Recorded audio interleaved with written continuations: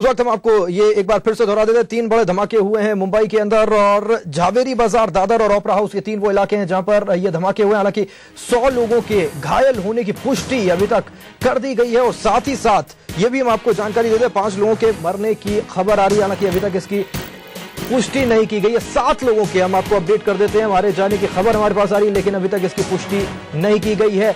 बड़े धमाके किए गए हैं, 3 बड़े धमाके किए गए और 26/11 हमले के बाद में पहला मौका है जब मुंबई पर यह हमला हुआ है और इस बात की पुष्टि अब हो चुकी है कि यह एक आतंकवादी हमला था। गृह मंत्रालय ने भी इस बात की पुष्टि कर दी।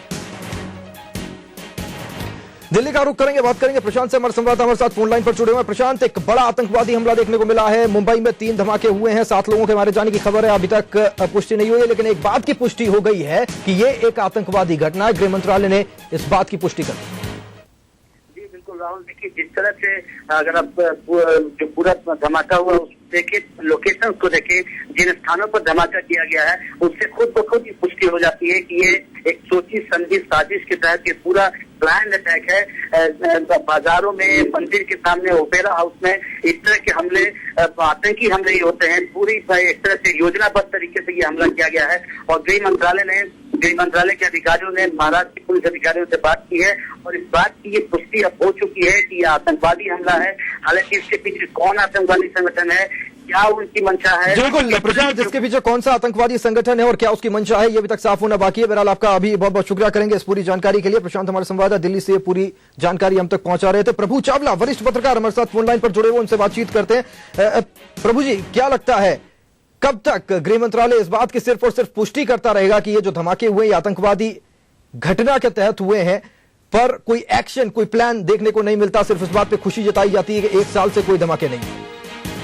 देखिए, एनआईए की टीम ऑलरेडी वहां पहुंच चुकी है। मेरे हिसाब से वहां पर अभी एक्शन शुरू हो गया है, परंतु ये बात आपकी सच है कि गृह मंत्रालय ने अभी तक ऐसा कानून नहीं बनाया स्ट्रांग जिससे जितने भी आतंकवादी हैं वो डर करके रहें। कई लोग जिनको फांसी की सजा हो चुकी है उनको अभी फांसी पर लटकाया भी नहीं गया है।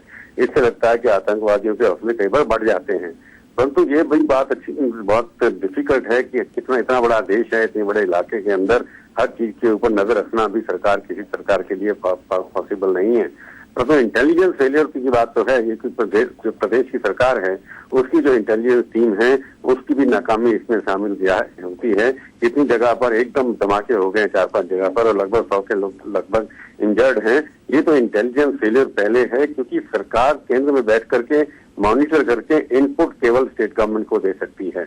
हो सकता है कि आईबी की तरफ से भी यहाँ पर कोई ना कोई कमी दिखाई दी हुई, परंतु ये जो हुआ है आज बॉम्बे के अंदर जावेरी बाजार में, जो जितने भी भीड़ वाले इलाके हैं, इसके अंदर ये बड़ा क्लियर है कि बॉम्बे की इंटेलिजेंस सिस्टम जो है वो पूरी तरह से सक्सेसफुल नहीं है।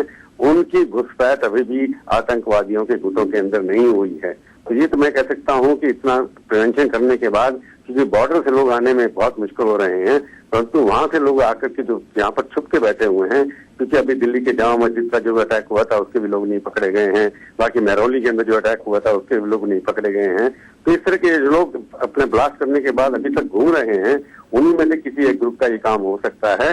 तो इंटेलिजेंस फेलियर के ऊपर इसको आप ब्लेम कर सकते हैं, और दूसरा कोई कड़ा कानून जिसके अंतर्गत डर के ये लोग रहें और एकदम स्पीडी जस्टिस हो, जिसके अंदर जो आतंकवादी हैं उन पर केस चला करके जल्दी से जल्दी जो भी सजा हो उसको इम्प्लीमेंट किया जाए, जो जिनका बेकसूर लोग पकड़े जाते हैं उनको छोड़ दिया जाए। एक अच्छा कानून जब तक नहीं बनेगा इस देश से आतंकवाद पूरी तरह से खत्म नहीं हो सकता। जी प्रभु जी, कहा जा सकता है कि पोटा को लेकर के जो बहस ठंडी पड़ गई थी, बंद हो गई थी, वो एक बार फिर से शुरू हो सकती है इस घटना के बाद?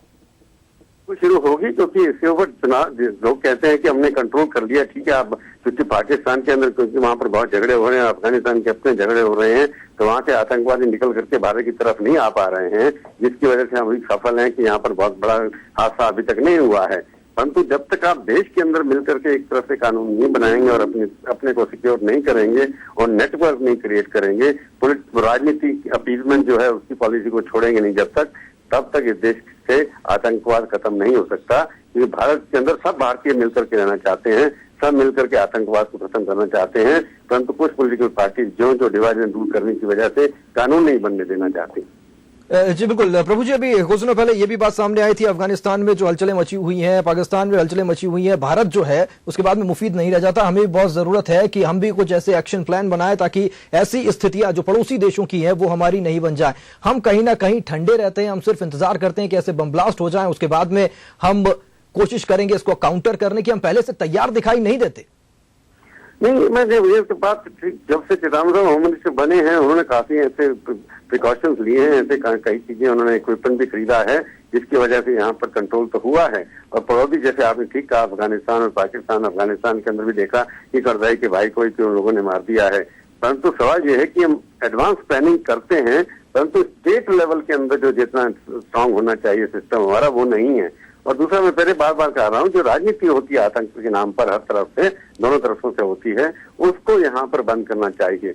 जो भी कानून बनाने हैं उसको बनाने चाहिए, और जो लोग सजा याफ्ता है उनको सजा देनी चाहिए। अभी लोग कहेंगे अफजल गुरु को फांसी पर क्यों चढ़ाया गया, उनकी अभी तक पेंडिंग पड़ी है। जब रिजेक्ट हो गया उसके बाद भी फांसी पर राष्ट्रपति जो है, जो महाराष्ट्र से आती हैं, उनके जो एप्लीकेशन पड़ी है वहां पर वो भी रिजेक्ट हो चुकी है, उसके बाद भी डेट फिक्स नहीं हो रही है। इसके पीछे राजनीति तो होती है ना, इस तरह के लोगों को तुरंत, जिसके ऊपर सुप्रीम कोर्ट, हाई अथॉरिटी ने फैसला कर लिया है, जब तक इस देश के अंदर ये एक मैसेज नहीं जाएगा कि ये सरकार आतंकवाद से निपटने के लिए किसी तरह का आतंकवाद हो, चाहे मेजोरिटी कम्युनिटी से हो चाहे माइनॉरिटी कम्युनिटी से हो, उनको निपटने के लिए कोई भी राजनीति नहीं करेगी, तब तक आतंकवाद इस देश से खत्म नहीं हो सकता। हमारे को एडवांस प्लानिंग करनी पड़ेगी, परंतु राजनीति बंद करनी पड़ेगी इसके। जी बिल्कुल प्रभु जी, ये भी हमने लगातार देखा है कि जब ऐसे धमाके पेश आते हैं, जब भी ऐसी कोई घटना होती है, लोकल सपोर्ट रहता है।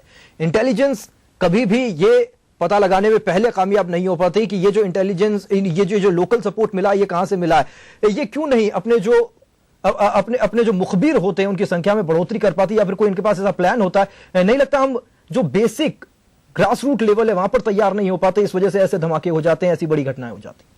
नहीं, आप ठीक है कि जो लोकल सपोर्ट कभी कभी ये अनफॉर्चुनेट है कि कई जगह पर लोकल सपोर्ट मिल रही है। पहले ये लगता था कि बाहर से आकर के लोग यहाँ छिपते हैं, परंतु कहीं कहीं अब लोकल सपोर्ट मिलनी शुरू हो गई है। उसके पीछे अनएम्प्लॉयमेंट का कारण भी हो सकता है, कुछ और भी ऐसे लोग यूथ हैं जो मिसगाइडेड हो जाते हैं। परंतु मैं ये मान के चलता हूँ ज्यादा लोकल सपोर्ट अभी भी आतंकवादियों को नहीं मिल रही है, क्योंकि ये पड़ोसी देश से आकर के जाना कर रहे हैं। जो भी थोड़े बहुत जहाँ पर है वो मिसगाइडेड लोग हैं, उनको हम, आप ठीक कह रहे हैं कि उसके अंदर घुसपैठ हमारी नहीं है। हमारे इन्फॉर्मर जो इंटेलिजेंस ब्यूरो के होते हैं, लोकल सीआईडी के होते हैं, उनको पूरी तरह ट्रेनिंग नहीं जा रही है। हो सकता है डर के हमारे लोग नहीं जाते हैं। परंतु मैं फिर उसके दोबारा उसी बात पे आऊंगा कि राजनीति जब तक खत्म नहीं होगी तब तक ये बातें होती रहेंगी। जी बिल्कुल प्रभु जी, समय की थोड़ी सी कमी है, मैं आपसे माफी चाहूंगा। बहुत बहुत शुक्रिया करूंगा आपका इस तमाम जानकारी के लिए। प्रभु चावला वरिष्ठ पत्रकार हमसे बातचीत कर रहे थे, और कुल मिलाकर के जो बात बड़े तस्वीर के रूप में उभर करके सामने आ रही वो ये है कि अब इस मुद्दे पर राजनीति करने की जरूरत नहीं है। सबको एक साथ मिलकर कोई ना कोई एक बड़ा फैसला लेना ही होगा। इस बड़ी खबर पर नजर बनी रहेगी। फिलहाल बुलेटिन में इतना ही। नमस्कार।